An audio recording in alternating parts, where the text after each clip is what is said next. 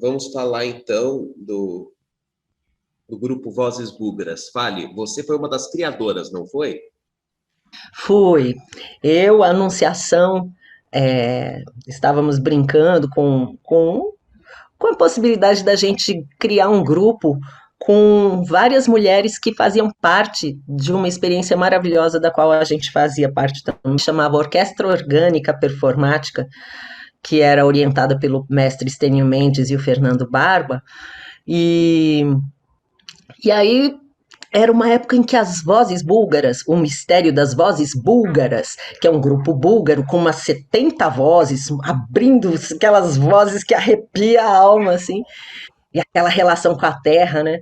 E a gente vinha com algumas mulheres que também tinham pesquisas, uma mais pro lado da música de raiz, a Anunciação, que a gente chama de nossa Maria de Andrade, porque ela tem uma discografia absurda da música brasileira, e livros e tudo, a Uli que vinha com samba, enfim, tinha uma mulherada assim, né?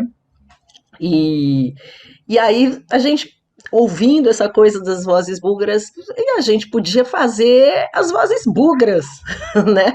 Até porque na nossa família, a gente, como descendente também de indígenas, né, de diferentes etnias, tinha minha avó, mãe da minha mãe, que morreu muito cedo, né? Ela tinha esse apelido de Bugra. Bugra já não nesse lugar ofensivo, pejorativo, porque em algumas regiões foi virando um apelido carinhoso, né? E o pai da Anunciação também tinha esse apelido, ó o Bugre e tal. Era uma coisa assim, meio que mostrava que eram pessoas fortes também, né? Tinha um elogio às avessas da criação desse nome, que foi pejorativo inicialmente, né? E aí a gente buscou isso também. Como é que a gente leva essa intenção do elogio? Como é que a gente supera esse olhar pejorativo, usando esse lado de carinho, de admiração por essa força de resistência, né? Então foi assim, a gente brincou com o nome e de repente começamos a chamar as meninas, né? A Anunciação me ligou um dia e falou assim: e aí, vamos fazer? Falei, vamos, porque às vezes vira um negócio que a gente brincou na hora e deixou pra lá, né? Aí ela me liga no meio da semana: vamos fazer? Falei, vamos. Aí já fomos lá, chamamos Dani La Sálvia, Uli Costa, Giliane Queiroz, Cláudia Ávila, a Tiane Tessaroto, Priscila Brigante, é, nossa, depois veio a Tânia Piffer, nossa, vieram muitas. Aí teve uma época, aí a Cássia Maria, que já tinha passado pela orquestra não, pelo trabalho na ULM, e que trabalhava muito com a Anunciação. E sei que foi ficando isso, umas foram, outras saíram, né, umas ficaram, outras viajaram, e a gente levou 10 anos para conseguir fazer nosso primeiro álbum, juntando o mínimo do mínimo daquela nossa pesquisa, que é o álbum Vozes Bugras, né, que tem Torém, ah, canções de... é, como que chama? Agora eu não lembro o nome desse termo, das carpideiras, né? Canções bem tradicionais do interior do Brasil. Tem jongo, jongo não, candombe, candombe. E, enfim, tem uma infinidade. E músicas tradicionais também dos Guarani Mbeá, com os quais a gente entrou em contato, quer dizer, eu já estava em contato, né? E tivemos permissão de todos esses grupos, sabe? Assim, foi muito legal, porque acabou virando um encontro com todos esses grupos que inicialmente partiu de uma discografia, de um estudo discográfico, né? E aos poucos virou um grande encontro com toda essa riqueza cultural, né, de vários grupos do nosso país, assim. E foi assim que começou o Vozes Bugras. Muito bem, muito bem. Anabel, eu gostei muito de conversar com você. Você é bonita, encantadora, canta muito bem, é um ser humano incrível. Gratidão, Solane. Eu fiquei muito feliz. Desculpa se eu falei demais, me empolguei com as suas perguntas. Muito grata por essas perguntas tão necessárias, tão profundas. que provocam reflexão. Adorei te conhecer também. E você também é lindo. Muito obrigado. Obrigado mesmo. Você nasceu em Itapeva? Não, eu nasci em Capão Bonito, eu sou natural de Capão Bonito, Capão Bonito cidade vizinha de Itapeva. e mora em Taquarivaí. Isso, agora eu resido em Taquarivaí. Morei muitos anos em Itapeva e agora tô em Taquarivaí. E você acha que a região como um todo de Itapeva, Capão Bonito, Taquarivaí, eles dão valor ao talento local? Olha, eu posso falar por Capão Bonito, Itapeva, que abriram muitas portas para mim nessa área da música. Eu me senti muito acolhida, né? Capão, assim, extraordinário por ser minha cidade natal. Então, para mim é muito incrível estar cantando lá sempre que eu posso. Itapeva me acolheu muito bem, assim, né? Também, Taquarivaí, eu acredito que não tenha tanto esse incentivo à cultura e aos cantores locais, né? Mas, assim, é um caminho. A gente vai abrindo essas fronteiras e a gente vai mostrando, né? Porque tem muitos talentos locais, né? No ano de 2019, meu marido ele é produtor musical, a gente fez um projeto, Talentos da Nossa Terra, onde a gente queria valorizar os talentos da nossa terra, né? Então foi muito legal e mostrar essa diversidade, né, de artistas de vários segmentos musicais, foi muito legal. E quantas músicas você compôs até o momento? E qual que é a melhor hora do dia para fazer uma composição? Nossa, Solano, então, eu conto com um arsenal, assim, mas aí é diferentes segmentos musicais, tá? Eu componho todo tipo de música, e hoje eu conto com um arsenal de mais de 360 músicas. Quantas? E esse número... 370? 360. Nossa, bastante. 360. Bastante. Mas, assim, como que vem as minhas músicas? Elas podem vir por inspiração. Às vezes eu estou ali fazendo alguma coisa e começo a cantarolar e pronto, sai uma música. E é muito espontâneo. Ou ela pode vir também por um momento que a gente está passando e de repente surge uma inspiração, ou pela história de alguém que você vê, nossa, isso daria uma música legal. E também tem aquelas músicas comerciais, que é o que o povo está consumindo na mídia, né? Então, a gente senta para você escrever uma música que está na pegada, assim, da galera, que é o que eles gostam, que eles estão consumindo.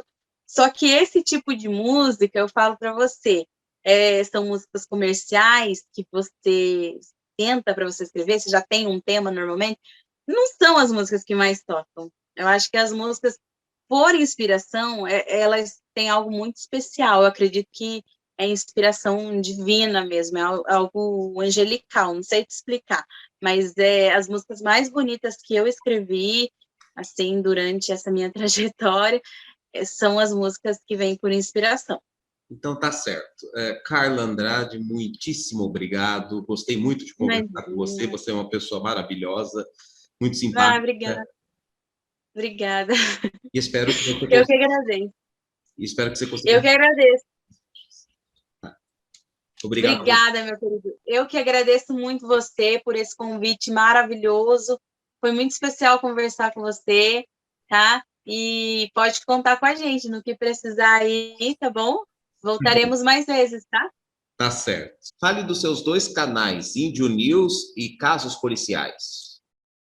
Bom, eu tenho o Índio News, eu tenho Casos Policiais, eu tenho filmes e séries, eu tenho Não Acredito, eu tenho o Guia da Gula, e ainda tenho o Cine Quanon, mais o Canto para Joana. Então são mais do que dois canais. Verdade. Entendeu? Entendi. O Índio News, ele começou em cima do apelido que eu tinha de infância, né, que era chamado de Índio. Era um canal anterior que eu tinha grande, opinativo, e que eu fiquei assim com um público muito tóxico naquela época de 2018, 2017, 2018. Aí eu resolvi dar uma quebrada, uma parada. O canal já estava com 200 mil inscritos. Hoje ele está com 190, alguma coisa, porque saíram alguns inscritos, graças a Deus. Foi o trabalho de quimioterapia do canal. Uhum. porque um hater faz mais barulho do que 1000 lovers, é uma coisa impressionante. Então, assim, e eu não ia perder um canal daquele tamanho monetizado, e pensei no nicho de mercado e vi que as notícias seriam legais. Então, eu comecei no Índio News, querendo falar só de notícias, mas, sabe, cara, eu não estava na minha zona de conforto da questão da opinião, né? Eu preciso opinar como cidadão, como pagante de impostos, como pessoa, como pai que tem um filho que me preocupa com o futuro dele, que ainda tem uma mãe que me preocupa ainda com a vida dela, né? Tenho irmãs que me preocupam com a segurança delas e tal. Então, sim, eu sou obrigado a opinar, né? Pelo menos sentir que eu estou fazendo a minha parte em algo. Aí eu comecei a trazer o Índio News para um canal de notícia mais opinativo, né? E tive que voltar para a política dentro das notícias, que é inevitável, até porque o material de notícia política putz, cara, a cada segundo sai alguma Grande. coisa, né? O Uhum. Casos Policiais foi um projeto meu pessoal que eu comecei a fazer na curtição e que agora já passou de 10 mil inscritos sem eu fazer divulgação, sem eu fazer AdWords, sem eu, nos outros meus canais, chamarem para o Casos Policiais, e no canal que ele pegou uma bolha e vai indo, que é a bolha do True Crime, né? E ali eu faço material, mas para minha curtição mesmo, para uma proposta minha, para um assunto que eu gosto, que eu curto, e ele vai indo, né? Não é um canal assim que eu vejo como um negócio, não. É um canal que eu faço o que eu gosto. Tanto que eu digo assim, ó, não é para ganhar nota, né? Eu faço o que eu gosto. E, felizmente, tem agradado um público bem fiel, um público que acompanha, né, religiosamente as postagens e cresce a cada dia. Vieram agregados através desse canal pessoas valiosíssimas, como a Carol e o esposo dela, que são jornalistas, né? Tem mais um agora que vai entrar como parceiro, que é o investigador de São Paulo. Tive contatos maravilhosos como promotor do Ministério Público do Rio de Janeiro, do caso Henri Borel. Então, quer dizer assim, você vai fazendo um network de pessoas de forma não intencional, que é esse network que realmente vale, porque ele não é criado por interesse, né?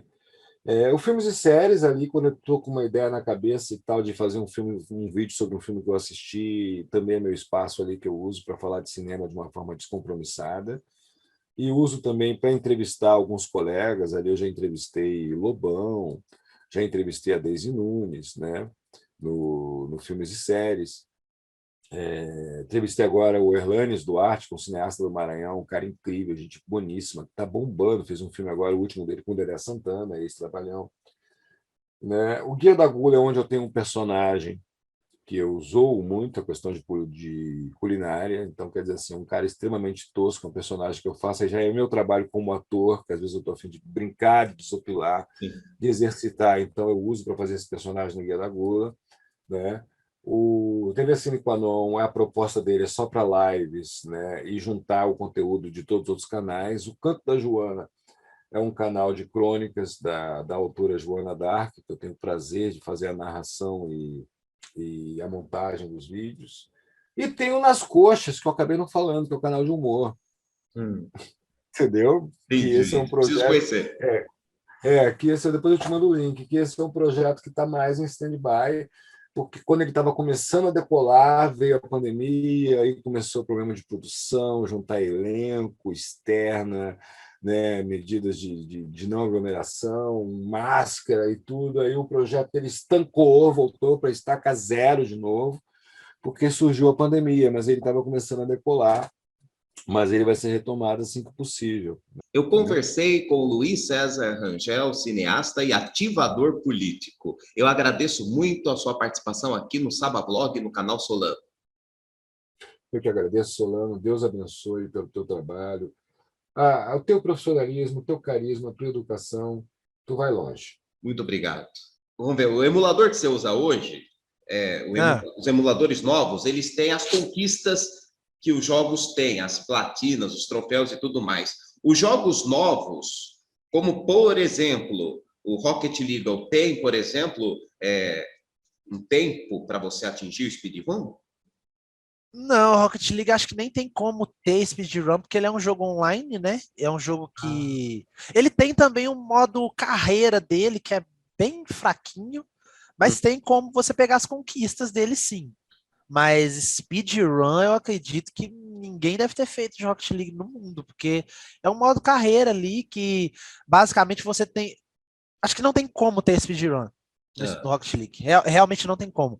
Porque o tempo de cada partida é 5 minutos. Independente se você tá ganhando ou não. Se você tá. tá ali. Se você fizer 10 gols, terminou os 5 minutos, o jogo vai finalizar. Ou seja, você pode. Você pode ganhar que independente disso vai ser 5 minutos. Vai ser o tempo, a linha de tempo de 5 minutos. Então acho que não tem como ter speedrun desse tipo de jogo, não. Entendi. Mano, então voltando ao game antigo, Sonic 2, por exemplo. Você Aham. lembra qual foi o tempo menor que você fez do Sonic 2 até hoje? Tempo eu não sei não, cara. Eu sei que eu já zerei ele bem rápido. Quando eu tava afim só de chegar no final para mostrar para um amigo meu. Que eu tava com ele num ônibus. Eu tava com ele num ônibus viajando. Eu falei com ele, mano, dá pra zerar esse jogo aqui rapidinho. Ele falou, não, mano, eu nunca vi o final. Eu falei assim, então, peraí que eu vou te mostrar. Eu zerei no celular pra ele o jogo.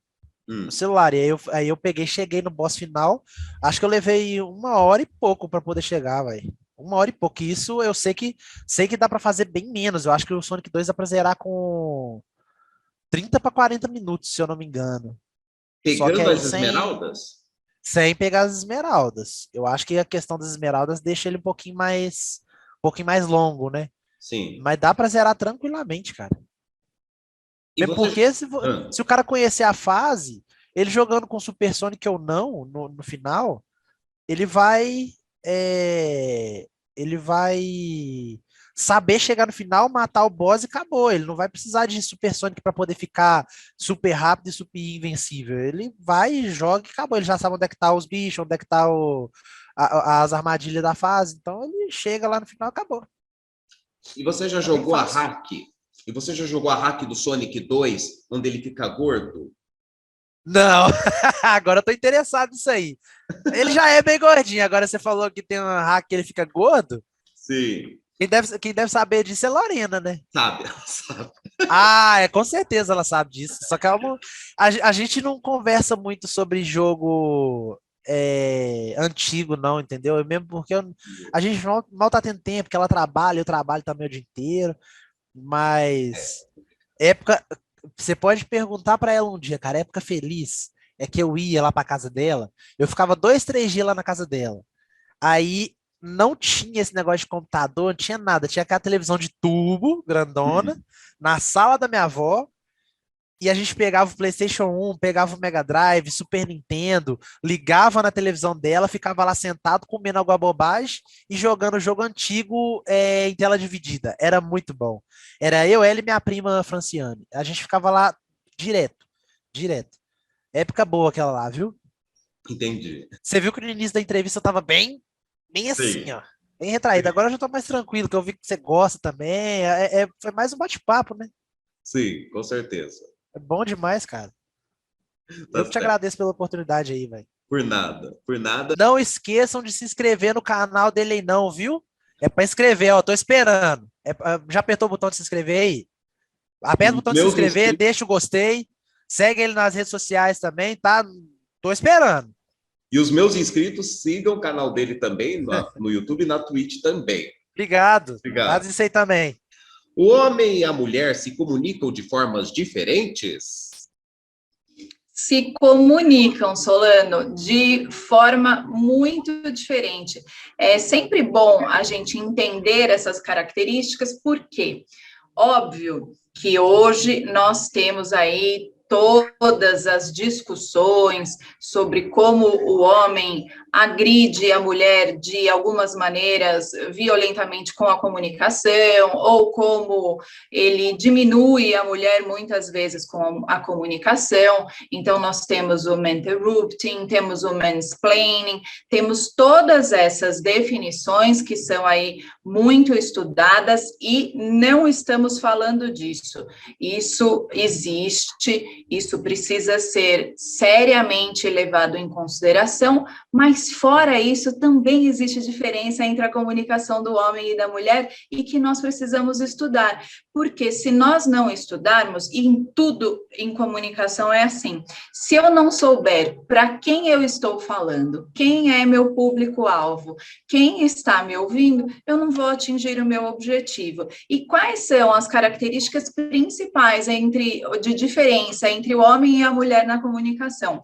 A mulher, ela sente necessidade maior de explicar, ela sente a necessidade de ter um reforço emocional. Então, enquanto ela está participando de uma reunião, ela está desenvolvendo um projeto, ela precisa ter o suporte da equipe dela, concordando das etapas que ela está desenvolvendo, ela precisa ter aí a confirmação de que está tudo sendo super bem desenvolvido. O homem, ele já vai direto ao ponto, ele não tem uma comunicação visual, muitas vezes, assim, tão perfeita, porque ele não precisa da confirmação de se ele está transmitindo bem o projeto ou não, se na cabeça dele o projeto está sendo bem transmitido, vai lá e tudo certo.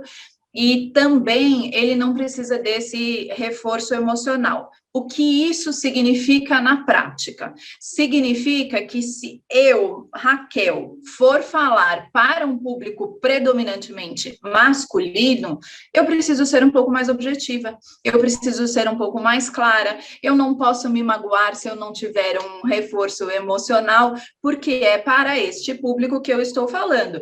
E significa que se o Solano for fazer uma apresentação para um público predominantemente feminino, ele vai precisar tocar mais a emoção, ele vai precisar desenvolver mais o projeto, ele vai precisar ter um cuidado maior com aquele público que precisa ter uma conversa um pouco mais amável, um pouco mais delicada. Na hora da conquista, a comunicação também é importante para conquistar a pessoa que amamos. E quais cuidados devemos ter para não colocar nada a perder ao se declarar? O que você acha? Você acha que a comunicação é importante num relacionamento? Sim, sim. A comunicação é a chave da vida.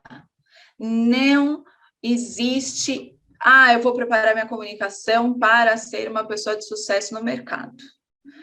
Eu vou preparar minha comunicação para não ter problema em casa. Aquele que tem boa comunicação, ele não tem problema em casa, ele não tem problema na empresa. Por quê? Quando você desenvolve uma boa comunicação, primeiro, você tem uma comunicação mais gentil, você tem uma comunicação não violenta, você escuta mais, você considera o público para quem você está falando, você leva tudo isso em consideração. Então, você tem menos briga, você tem relacionamentos melhores com um amigo, com família, com uma pessoa que você se relaciona, você leva tudo isso em consideração. Então, aquele que acha que ele vai se comunicar bem, que ele só precisa preservar as pessoas que trabalham com ele, ele está totalmente enganado. A gente passa muito mais tempo no trabalho, então acaba se preocupando com o trabalho, mas e dentro de casa? E no fim de semana? Aí as pessoas começaram a se separar na pandemia por causa disso, porque ficaram mais tempo dentro de casa e não tinha uma boa comunicação, não sabiam se relacionar bem. Não, se você tiver uma boa comunicação, você não tem problema nenhum. Tá certo, então. Eu estou muito feliz de ter entrevistado você, Raquel Polito. Eu acompanho você no Instagram, acompanho o seu trabalho. Além do Instagram, onde que as pessoas podem te encontrar? Olha, o Instagram é onde eu divulgo todos os trabalhos, então pode me seguir lá, que eu vou sempre dar dicas de comunicação. Quando tem curso novo, eu divulgo por lá também. O site da minha empresa é www.polito.com.br, mas todas as informações atuais ficam no Instagram. E aquele que fala assim, não tem Instagram, faça, porque se não tiver uma rede social hoje, a gente não sobrevive. Foi um prazer, Solano. Tá certo. Muito obrigado. Agradeço a Virgínia também, que foi super gentil comigo. Obrigado.